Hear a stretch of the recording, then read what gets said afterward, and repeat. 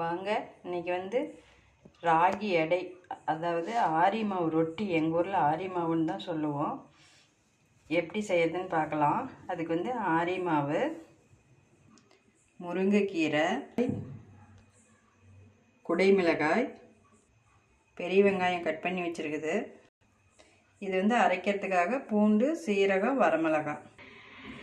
பூண்டு, சீரகம், வரமிளகாய் மூணையும் கொஞ்சம் நைஸாக வேண்டாம், கொஞ்சம் குறகுறப்பாக அரைச்சி எடுத்துகிட்டு வந்துடலாம். பாருங்கள், அந்த பெரிய வெங்காயம் கட் பண்ணி வச்சுருந்ததையும் குடமிளகாயவும் கொஞ்சம் நேரம் எண்ணெய் ஊற்றி வணக்கி எடுத்துக்கலாம். பாருங்கள், கொஞ்சம் நேரம் வணங்கியாச்சு. இதை வந்து ஆரி மாவில் எடுத்து கொட்டிக்கலாம். பாருங்கள், அந்த வணக்கின வெங்காயமும் குடமிளகாயும் ஆரி மாவில் கொட்டியாச்சு. இப்போ வந்து அடுத்தது அந்த வரமிளகாய், பூண்டு, சீரகம் அரைச்சமில்ல, அதையும் இதில் கொட்டிக்கலாம். அடுத்தது வந்து இந்த முருங்கைத்தலை, இதையும் இதில் கொட்டிக்கலாம். அடுத்தது வந்து இதுக்கு தேவையான அளவு உப்பு, இதையும் போட்டுக்கலாம். இது எல்லாத்தையும் சேர்த்து தண்ணி ஊற்றி பிசைஞ்சு எடுத்துகிட்டு வரலாம்.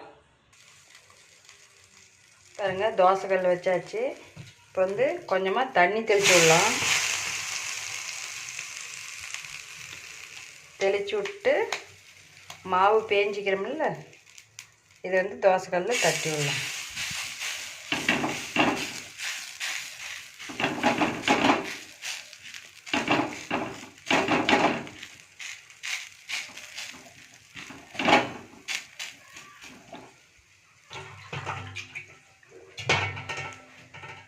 அவ்வளோதான், தட்டி விட்டு கொஞ்சமாக இது வேகிறதுக்கு எண்ணெய் ஊற்றிக்கலாம்.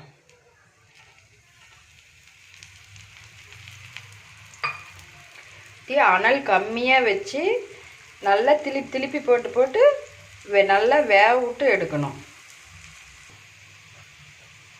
பாருங்கள், இந்த மாதிரி நல்லா வெந்துடும்.